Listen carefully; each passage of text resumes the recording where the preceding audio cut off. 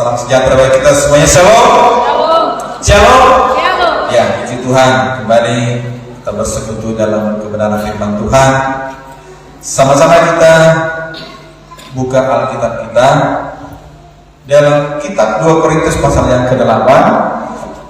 2 Korintus pasal 8. Kita akan baca ayat yang pertama sampai yang ke-7. Saya baca ayat-ayat yang ganjil, Bapak Ibu Saudara sekalian baca ayat-ayat yang genap. Perikopnya mengatakan pelayanan kasih. Saudara-saudara, kami hendak memberitahukan kepada kamu tentang kasih karunia yang dianugerahkan kepada jemaat-jemaat di Makedonia. Selagi dicobai dengan berat dalam berbagai penderitaan, sukacita mereka meluap, dan meskipun mereka sangat miskin, nama mereka kaya dalam kemurahan. Aku bersaksi bahwa mereka telah memberikan menurut kemampuan mereka, bahkan melampaui kemampuan mereka. Dengan rela sendiri mereka meminta dan mendesak kepada kami supaya mereka juga beroleh kasih karunia untuk mengambil bagian dalam pelayanan kepada orang-orang kudus. Mereka memberikan lebih banyak daripada yang kami harapkan. Mereka memberikan diri mereka pertama-tama kepada Allah, kemudian oleh karena kehendak Allah juga kepada kami. Sebab itu kami mendesak kepada Titus supaya ia mengunjungi kamu dan menyelesaikan pelayanan kasih itu sebagaimana ia. Mari tulis sama-sama 2, 3 ya. Maka sekarang sama seperti kamu kaya dalam segala sesuatu, dalam iman, dalam perkataan, dalam pengetahuan, dalam kesungguhan untuk membantu, dan dalam kasihmu terhadap kami, demikianlah juga hendaknya kamu kaya dalam pelayanan kasih ini. Amin. Ya, puji Tuhan, malam hari ini saya sampaikan firman Tuhan dengan tema kaya dalam pelayanan kasih. Amin. Ya, kaya dalam pelayanan kasih. Salah satu tanda akhir zaman adalah kasih yang menjadi dingin. Ya, dalam Matius pasal 24 ayat 12 cara dikatakan orang nantinya tidak peduli lagi dengan sesamanya. Ya, dapat ayat 12. Dan karena makin bertambahnya kedurhakaan, maka kasih kebanyakan orang akan menjadi dingin. Iya. Jadi gak usah heran kalau di akhir-akhir zaman ini ada banyak orang nanti yang kasihnya dingin. Dinginnya bagaimana? Tidak peduli dengan sesama. Bahkan sesama saudara juga kadang ya cuek. Sudah dilihat saudaranya, keluarganya perlu bantuan, pura-pura tidak tahu. Ya, kasih menjadi dingin. Ya, lebih jelasnya lagi dalam 2 Timotius pasal 3.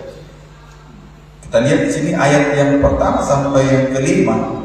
Ini keadaan di akhir-akhir zaman ya, atau hari-hari terakhir. Ayat yang pertama, Ketahuilah bahwa pada hari-hari terakhir akan datang masa yang sukar. ya, terus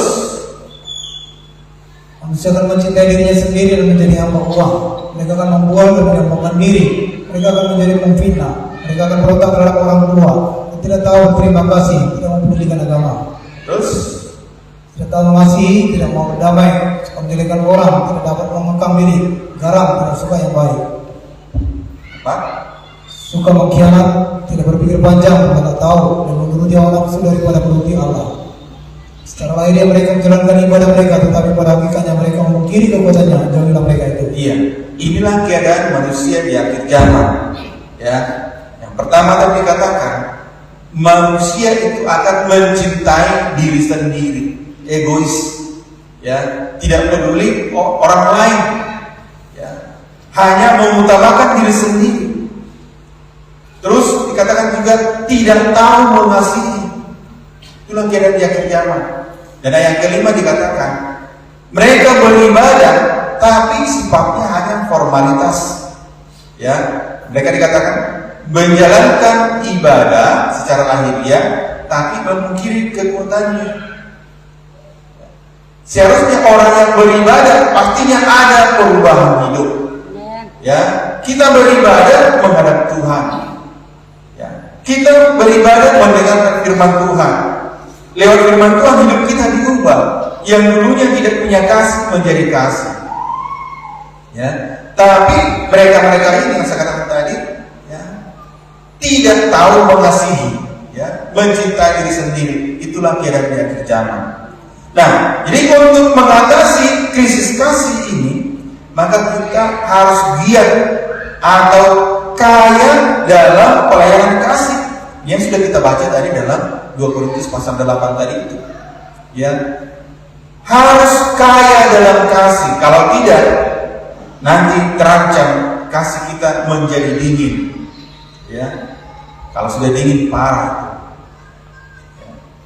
Seperti Yakub, ya, ketika saudara-saudaranya anak-anaknya memberitahukan tentang Yusuf, ya, bahwa Yusuf masih hidup dan menjadi raja di Mesir, Yakub tetap dingin. Kenapa dingin? Tidak percaya kepada anak-anaknya, karena dia tahu anak-anaknya itu pembohong. Ya.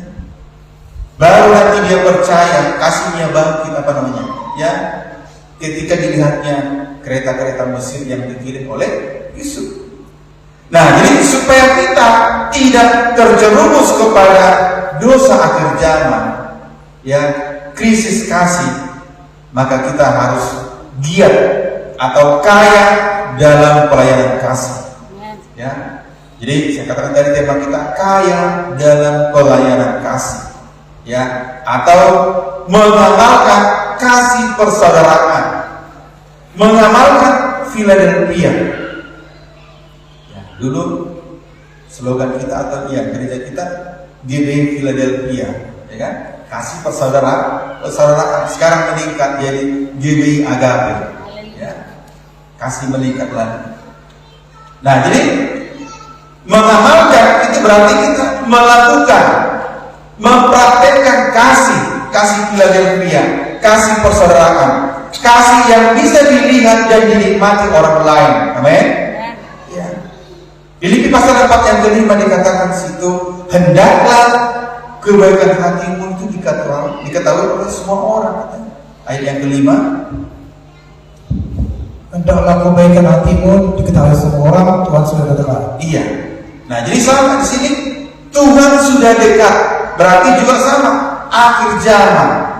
Nah, sekarang kita berada di mana? Apakah yang seperti di 2 Timotius 3 tadi, keadaan orang di akhir zaman krisis kasih? Tapi kalau orang-orang yang memang cinta Tuhan, maka dia meluber kasihnya. Amin. Hendaklah kebaikan hatimu, itulah kasih kita. Kebaikan hati kita itu harus bisa dilihat, diketahui ya. Berarti dirasakan orang lain juga. Orang tahu karena pernah merasakan. Orang tahu rasa durian, ya, karena dia pernah makan durian. Amin. Orang bisa kata, enaknya bolu meranti itu katanya, karena dia pernah makan bolu meranti. Nah, jadi kita bisa cerita.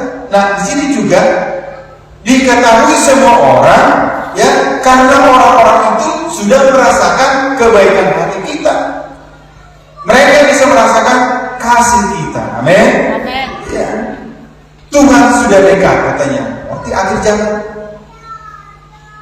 Jadi marilah kita berada di pihak yang seperti ini, ya, menjelang akhir zaman.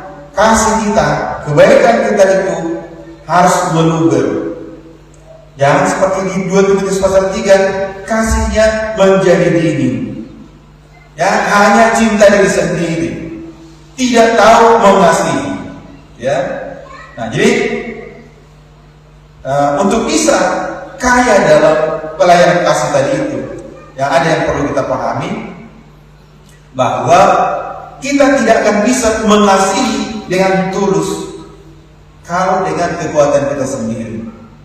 Ya, kalau dari diri kita sendiri, pastinya kita hanya bisa mengasihi orang-orang yang mengasihi kita. Ya, orang-orang yang kita kenal, ya, orang-orang yang berbuat baik kepada kita. Biasanya seperti itu. Kalau dengan kekuatan diri kita sendiri, ya, mengasihi keluarga atau orang-orang yang dekat dengan kita lah, atau mengasihi orang karena ada udang di balik batu katanya, karena ada sesuatu yang diinginkan dari orang itu. Nah, itu biasanya. Nah, kalau memang mengasihi secara tulus, ya, seperti yang diinginkan Tuhan, maka itu harus didasari dengan ketaatan kepada firman Tuhan. Dalam 1 Petrus pasal 1 ayat yang ke-22, Karena kamu telah menyucikan dirimu dengan ketaatan kepada kebenaran, sehingga kamu dapat mengamalkan kasih persaudaraan yang tulus ikhlas. Adalah kamu bersungguh-sungguh saling mengasihi dengan segenap hatimu. iya. Nah, jadi kalau kita ingin sampai kepada mengasihi dengan tulus atau mengamalkan kasih persaudaraan yang tulus ikhlas, kasih Philadelphia yang tulus ikhlas, maka dasarnya harus apa tadi? Ketaatan kepada kebenaran. Kebenaran itu apa? Firman Tuhan. Kalau bukan dengan dasar firman Tuhan, kita tidak akan bisa mengasihi dengan tulus. Pasti ada sesuatu, ya. Kuci-kuci hotahir katanya orang India. Karena ada sesuatu di hatinya. Karena ada yang diinginkan dari orang, atau memang karena memang sahabatnya, sahabat karib, atau memang karena keluarganya. Nanti kalau orang lain yang tidak dikenal, dia pasti cuek. Dia pasti pura-pura tidak tahu, walau orang itu sudah butuh pertolongan. Ya. Tapi kalau memang dasarnya kasih, dasarnya firman Tuhan katakan, hukum kasih adalah hukum yang terutama. Kasihilah Tuhan Allahmu dengan segenap hatimu, dengan segenap kekuatanmu, dengan segenap jiwamu. Dan hukum yang kedua yang sama dengan itu katanya, yang sejajar dengan mengasihi Tuhan, kasihilah sesama manusia seperti dirimu sendiri. Baru bisa melakukan kasih Philadelphia ini. Artinya untuk bisa mengamalkan kasih Philadelphia, kita harus ada kasih agape, kasih Allah, mengasihi Tuhan. Amin. Ya. Nah, jadi yang kita baca tadi dalam 2 Korintus pasal 8 itu, Rasul Paulus sedang menyaksikan kerohanian jemaat Makedonia sesuai dengan kasih karunia yang mereka dapatkan. Ya. Jadi ini mengajar kita untuk menjalankan karunia yang kita terima, ya, talenta yang kita terima dari Tuhan, ya, kita jalankan, ya, masing-masing berapapun harganya, betapapun beratnya, karena itu kasih karunia Tuhan. Jadi jangan menunda-nunda, ya, melakukan apa namanya, atau seperti yang menanam talentanya itu, karena dia dapat 1 talenta, dia tanam talentanya, dia tanam karunianya, dan kita tahu hukumannya jelas, dianggap tidak berguna, baru nanti dicampakkan ke dalam kegelapan yang paling gelap, atau dikuasai oleh kuasa kegelapan, kejahatan. Ya. Dikatakan nanti dia hamba yang jahat, hamba yang malas. Tapi tentunya kita di sini tidak mau dikategorikan hamba yang malas dan jahat. Amin. Ya. Kita tentunya menerima karunia, ya. Paling tidak 1. Kalau dalam Roma 12 ayat 6 sampai 8 itu ada berbagai macam karunia di sini. Ya, ada berbagai macam karunia. Ya, ada karunia bernubuat, karunia melayani, karunia mengajar, ya, karunia menasehati. Ada yang punya karunia menasehati, tapi dia tidak bisa dinasehati.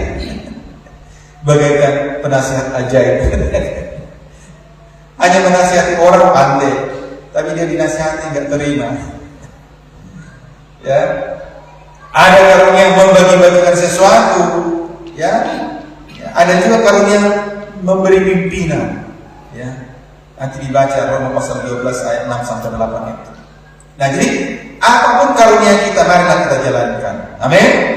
Nah, sekarang kita lihat apa kasih karunia bagi jemaat Makedonia. Kita tadi sudah baca, ya. Nah, coba dalam Filipi pasal 1 ayat 29. Inilah kasih karunia kepada jemaat Makedonia. Kepada kamu dikaruniakan bukan saja untuk percaya kepada Kristus, mereka juga untuk menderita untuk Dia. Iya.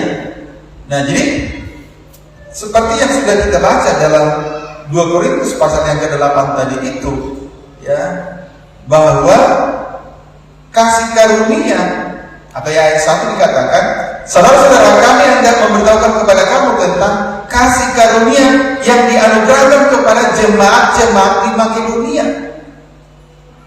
Apa kasih karunia kepada jemaat di Makedonia itu? Sama dengan yang di Filipi pasal 1 tadi 29 itu. Karunia apa? Percaya dan juga menderita. Tentunya bagi kita juga seperti itu. Ya. Menderita, percaya dan menderita. Ya. Sebab kepada kamu dikaruniakan bukan saja untuk percaya kepada Kristus, melainkan juga menderita untuk Dia. Jadi percaya dan menderita itu satu paket. Amin. Kalau kita lihat dalam perjanjian lama, ya, orang-orang di perjanjian lama itu, ya, memang kalau benar-benar percaya kepada Allah, mereka rela menderita. Jadi saya katakan tadi, percaya dan menderita itu satu paket. Ya, orang yang percaya kepada Tuhan, tapi benar-benar percaya, pasti rela menderita. Mulai dari Abraham, ya kan, menderita Abraham. Dia harus meninggalkan keluarganya, ya kan, untuk pergi ke tempat yang belum dia tahu tujuannya. Sudah tua itu, harus mengungsi jalan, ya, belum ada fasilitas seperti sekarang, naik mobil, Avanza, Terios dan lain sebagainya. Kebanyakan jalan kaki. Kalau ada pun keledai, oke lah, Abraham kaya. Tapi pada waktu dia dipanggil belum disebut dia kaya, ya kan? Pasti menderita. Pada siang hari menderita panas terik, malam hari menderita dingin yang luar biasa, itu menderita. Dia juga rela mengorbankan anaknya yang tunggal, ya. Pasti menderita secara batin. Nah, wah Tuhan, kalau saya menggeleng ini bagi hidup, menjadi korban bakaran lah. Kalau dalam 2 Petrus pasal 7, 2 Petrus 27, lo juga dikatakan menderita, ya, secara rohani, ya. Dia menderita, ya, melihat cara hidup orang-orang yang di sekitarnya yang tidak mengenal hukum Allah, selalu melakukan dosa. Termasuk juga orang-orang di perjanjian baru. Rata-rata murid-murid Yesus itu, rasul-rasul itu, matinya menderita, disiksa, ya. Ada yang dipancung, ada yang digergaji, ada yang digoreng hidup-hidup seperti Rasul Yohanes, ya, untuk dia tidak mati. Semua menderita. Bahkan Petrus, ya, yang mau disalibkan, justru dia yang meminta supaya disalibkan secara terbalik. Petrus ingin menderita yang lebih daripada Yesus, dengan kepala ke bawah, kakinya ke atas. Itu karena percayanya kepada Yesus. Nah, bertanya, kenapa umat Tuhan susah atau selalu menolak penderitaan? Jauhkanlah Tuhan dari kami penderitaan, sebab kami tidak tahan lagi. Aku tak sanggup lagi, katanya. Kalau benar-benar kita percaya kepada Tuhan, pasti dengan rela kita menderita. Amin. Ya. Kalau di kampung-kampung dulu, ya, jalan berkilometer malam-malam bawa lampu gas untuk penginjilan. Ya. Kita nggak pikirkan apa itu yang, pokoknya dengan sukacita, walau sudah malam-malam itu. Nah, itu kami kali itu penginjilan ke desa-desa, ya. Mobilnya satu, ada yang menggantung di pintu, ada lagi naik di atas. Kita tidak pernah memikirkan tentang resiko, kan? Dan naik di atas, ya. Karena sukacitanya Nah, jadi maka sekarang tadi percaya dan menderita itu seharusnya satu paket. Ya, tapi umat Tuhan sekarang ya banyak yang menolak penderitaan. Ya, karena jauh, masa dulu jauh. Kalau hujan saja kadang jam ibadah hujan, jauh menghita. Hujan deras, ya. Walaupun ada di motornya mantel, basah sepatu nanti. Ya. Nah, jadi orang-orang yang menyadari bahwa penderitaan, ya, yang dialami adalah kasih karunia Allah, itu akan menghasilkan seperti orang-orang di jemaat Makedonia tadi. Maka saya katakan tadi, kasih karunia bagi jemaat di Makedonia ini adalah yang Filipi 1:29 ini. Mereka menderita, ya, percaya dan menderita. Nah, jadi apa yang mereka tunjukkan di sini, ya? Jadi kalau kita baca dari 2 Korintus pasal 8 ini kan ini kesaksian Paulus tentang jemaat Makedonia. Nah, kita lihat kenapa? Yang pertama, sukacita mereka meluap, ya. Ayat yang keberapa tadi? Ayat yang kedua ya. Coba kita lihat dulu. Selagi dicobai dengan berat dalam berbagai penderitaan, sukacita mereka meluap, dan meskipun mereka sangat miskin, namun mereka kaya dalam kemurahan. Iya. Selagi dicobai dengan berat, bukan ringan, ya. Dengan berat, bukan satu penderitaan. Berapa? Pelbagai penderitaan. Berarti lebih dari satu, lebih dari dua, ya. Banyak, kalau dikatakan pelbagai, berarti bermacam-macam penderitaan.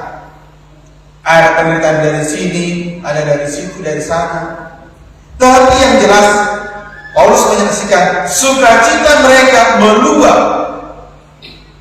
Artinya meluap itu berarti bukan sukacita sekedar, ya. Benar-benar sangat bersukacita. Dan kemudian di sini dikatakan, meskipun mereka sangat miskin, ya, tapi mereka itu kaya dalam kemurahan. Mengapa bisa bersukacita dalam penderitaan? Tentunya ini karena mereka sudah memiliki pengertian bahwa, ya, dalam Roma 8:17 mereka dianggap layak atau berhak menerima janji-janji Allah. Coba ayat yang ke-17. Dan jika kita adalah anak, maka kita juga adalah waris. Maksudnya orang-orang yang berhak menerima janji-janji Allah, yang akan menerimanya bersama-sama dengan Kristus. Yaitu jika kita menderita bersama-sama dengan Dia, supaya kita juga dipermuliakan bersama-sama dengan Dia. Amin. Iya. Jika kita menderita bersama-sama dengan Dia, maka kita akan dipermuliakan juga bersama-sama dengan Dia. Ini yang mereka mengerti, sehingga penderitaan yang mereka alami itu dianggap tidak apa-apa, dianggap bukan masalah. Justru mereka bersukacita dengan penderitaan yang mereka alami itu. Mereka yakin, ya, bahwa mereka sudah menjadi ahli warisnya Tuhan, ya. Mereka merasa sudah layak seperti Yesus.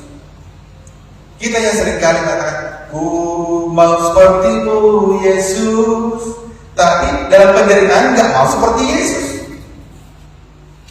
Kan Yesus ke dunia, aku datang bukan, atau anak manusia datang bukan untuk dilayani, tapi untuk melayani, bahkan memberikan nyawa, berarti menderita. Seringkali umat Tuhan mau seperti Yesus yang bagaimana? Yang berkuasa. Bukan Yesus yang melayani, bukan Yesus yang menderita. Mau seperti Yesus tapi menolak penderitaan. Bagaimana bisa sama seperti Yesus? Ya. Kalau 1 Timotius pasal 2:3, perikopnya mengatakan panggilan untuk menderita. Jadi kita dipanggil untuk menderita supaya kita bisa sama seperti Yesus. Amin. Iya. Nah, yang kedua tadi dikatakan, sekalipun mereka sangat miskin, tapi mereka kaya dalam kemurahan. Ya, selagi dicobai dengan berat, ya, dan berbagai penderitaan sukacita mereka meluap, dan meskipun mereka sangat miskin, namun mereka kaya dalam kemurahan. Nah, jadi jemaat di Makedonia, kalau dalam Roma 15:26 itu, Makedonia dan Akaya dikatakan telah mengambil keputusan untuk menyumbangkan sesuatu kepada orang-orang miskin di antara orang-orang kudus di Yerusalem. Dalam kemiskinan mereka, di sini dikatakan sangat miskin tadi ya. Tapi mereka juga mengumpulkan persembahan untuk orang-orang miskin di Yerusalem. Bayangkan, ya. Mereka dikatakan sudah sangat miskin, tapi mereka masih dengan sukacita mau berkorban kepada orang-orang miskin. Itu pastinya terjadi karena kepercayaan mereka kepada Tuhan sangat kuat. Amin. Ya. Kalau nggak didasari dengan kepercayaan, aku aja masih kurang. Kalau orang minta bantuan, ya jangankan bantuan, minjam aja mungkin orang minjam, ya, mau ditolak, nanti nggak dikembalikan, ya kan? Kalian cuma minjam sedikit, ya, dan langsung berpikir pasti nanti nggak dikembalikan itu. Jadi biasa pinjam los katanya, bukan meminta. Ini jemaat-jemaat Makedonia sudah sangat miskin, berarti sangat berkekurangan, ya kan? Tapi di dalam kekurangan mereka itu mereka mampu untuk memberikan sumbangan kepada orang-orang miskin di Yerusalem. Ini sama seperti janda Sarfat itu, ya. Kita tahu semua ceritanya janda Sarfat, ya. Yang ada pada dia hanya tinggal sedikit tepung atau segenggam tepung dalam buli-buli dan sedikit minyak, ya, segenggam tepung dalam tempayan dan sedikit minyak dalam buli-buli. Hanya tinggal satu kali makan, yaitu pun yang dicukup-cukupkan dengan anaknya, iya kan? Karena tidak segenggam untuk makan satu orang pun nggak cukup. Kan ada orang yang makan di rumah makan Padang itu, nasinya cuma jadi nggak terasa makan kata yang lain. Tapi ketika Elia datang, buatlah dahulu kepadaku. Apakah janda itu mengomel? Nawara atau katanya Saudi nama dia hanya bilang cukup Romsel mangido katanya. Dia hanya beritahukan tiada dia sebenarnya. Gak ada roti pada kami, hanya tinggal segenggam tepung dan sedikit minyak. Ini kami makan. Untuk kami ambil kayu untuk masak, baru makan, lalu kami akan mati. Ya kan? Baru-baru bisa sampaikan gimana itu? Makan untuk mati atau makan untuk hidup. Itu maksud saya sampaikan dengan Tuhan. Ya, tapi janda itu mau memberikan. Buktinya dia orang yang orang berkemurahan. Nah, jadi karunia menunjukkan kemurahan itu tidak dibatasi oleh kondisi. Amin. Ya. Kaya dalam kemurahan itu hatinya mudah tergerak oleh belas kasihan, suka menolong tanpa memandang rupa, tanpa melihat orang lain. Ya, itulah karakter Yesus. Kalau memang kita ingin seperti Yesus, seperti itulah. Mudah berbelas kasihan. Kalau kita baca Injil, kitab-kitab Injil, ya, selalu dikatakan, maka tergeraklah hati Yesus oleh belas kasihan. Ya, maka tergeraklah hatinya oleh belas kasihan. Seperti itu terus. Dilihat orang lumpuh, tergeraklah hatinya oleh belas kasihan, sembuhkan. Datang orang kusta, bukan diusir. Ya, kalau di Israel sebenarnya kan orang kusta kan nggak boleh dekat, itu harus jauh. Tapi Yesus tergerak hatinya oleh belas kasihan, disembuhkan mereka. Itulah orang-orang yang penuh dengan kemurahan, kaya dengan kemurahan. Itulah yang Tuhan inginkan dari kita. Amin. Ya. Nah, tapi saya katakan tadi, ya, untuk bisa kaya dalam pelayanan kasih, maka kita harus didasari dengan ketaatan kepada firman Tuhan. Amin. Iya. Nah, kembali dalam Roma pasal 8 tadi, ayat yang ketiga sampai yang kelima. Ayat yang ketiga, ya. Sebab apa yang tidak mungkin 2 dilakukan Korintus, ya, 2 Korintus pasal 8 tadi. Yang ketiga. 2 Korintus pasal 8. Aku bersaksi bahwa mereka telah memberikan menurut kemampuan mereka, bahkan melampaui kemampuan mereka. Dengan kerelaan sendiri mereka meminta dan mendesak kepada kami, supaya mereka juga beroleh kasih karunia untuk mengambil bagian dalam pelayanan kepada orang-orang kudus. Mereka memberikan lebih banyak daripada yang kami harapkan. Mereka memberikan diri mereka pertama kepada Allah, kemudian oleh karena kehendak Allah juga kepada kami. Iya. Nah, itu apa Rasul Paulus katakan? Aku bersaksi. Ya. Paulus berani menyaksikan itu karena memang dia sudah melihat dengan mata sendiri jemaat Makedonia itu bagaimana mereka memberikan sumbangan kepada orang-orang miskin walaupun mereka juga sangat miskin. Ya.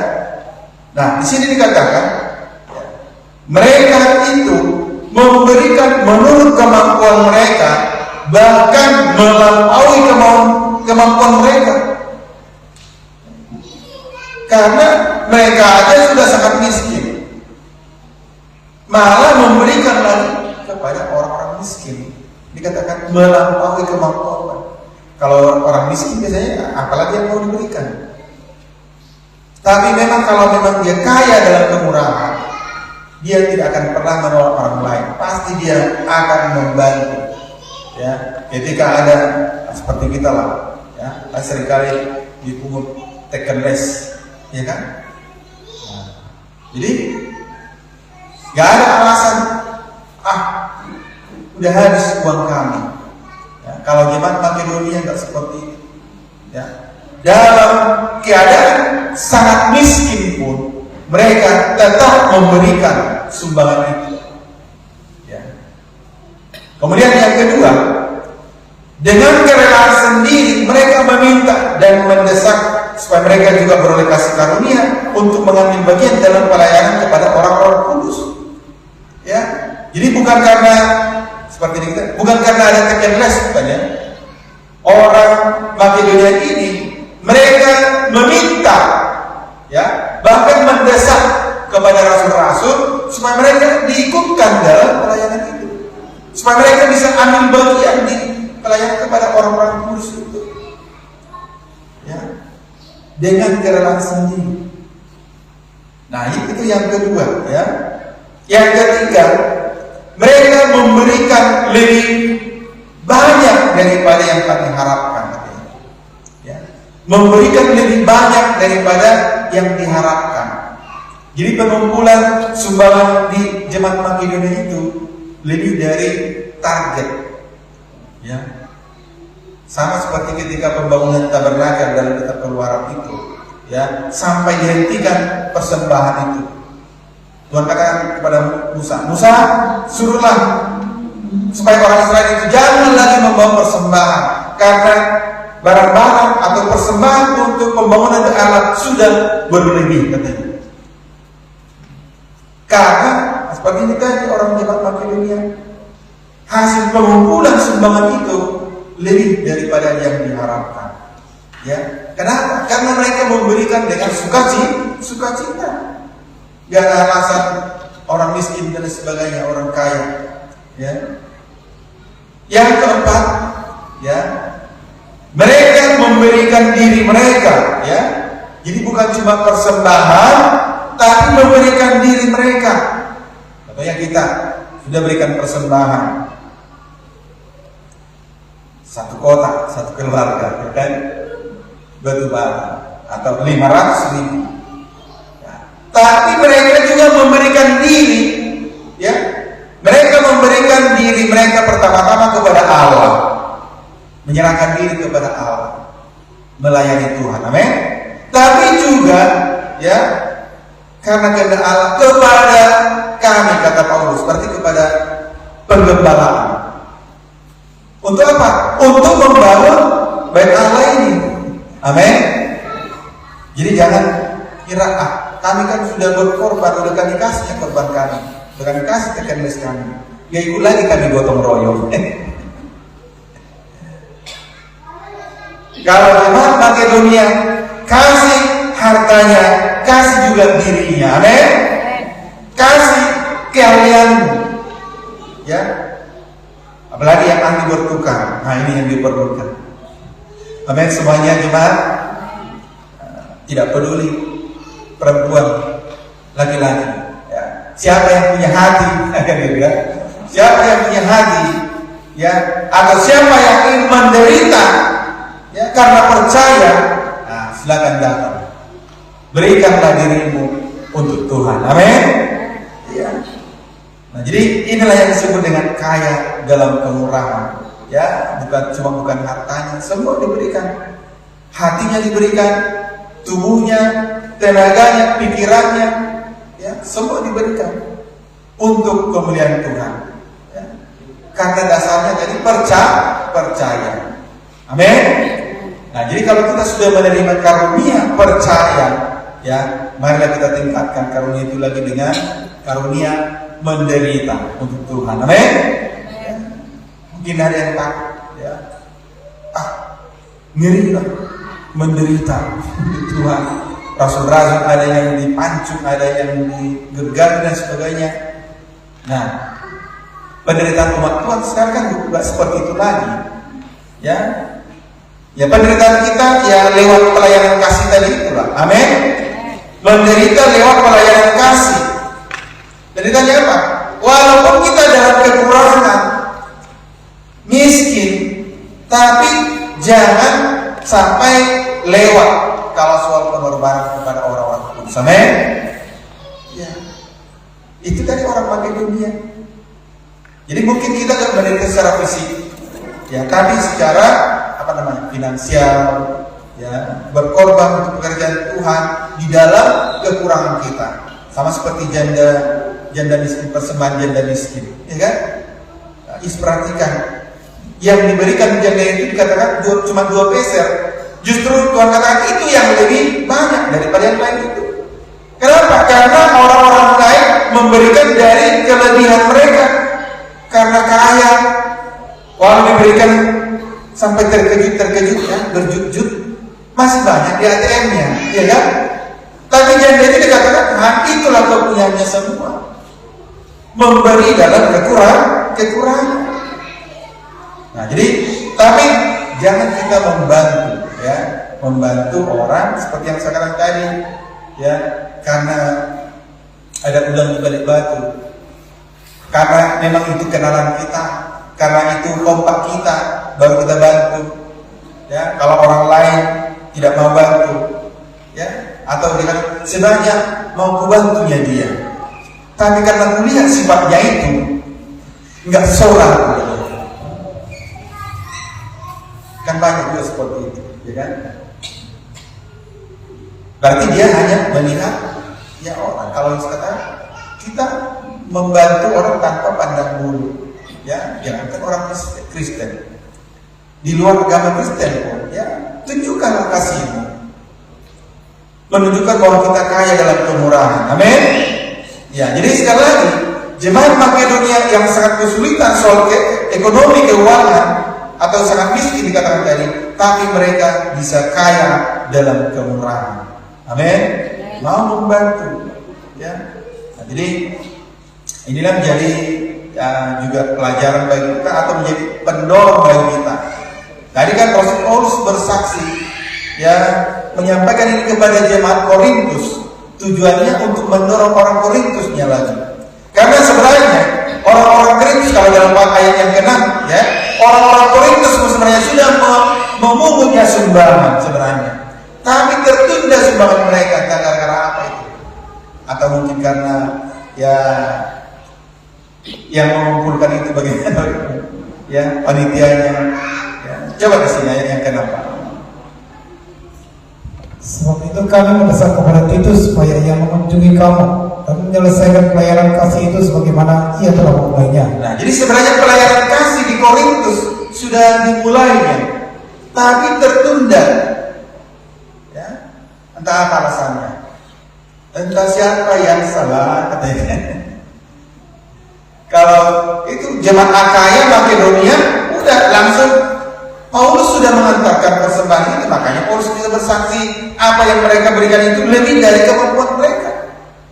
Paulus melihat sendiri bagaimana orang-orang yang sangat miskin juga memberikan di luar kemampuan. Itu. Tapi justru orang Korintus ini kaya dalam segala hal.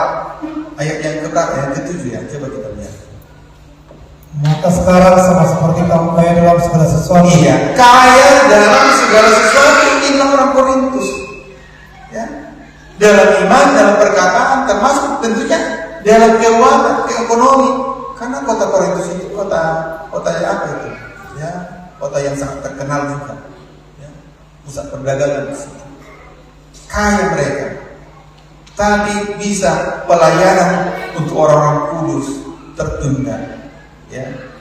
Justru jemaat Makedonia yang sangat miskin secara ekonomi finansial, mereka tuntas, bahkan lebih dari yang diharapkan.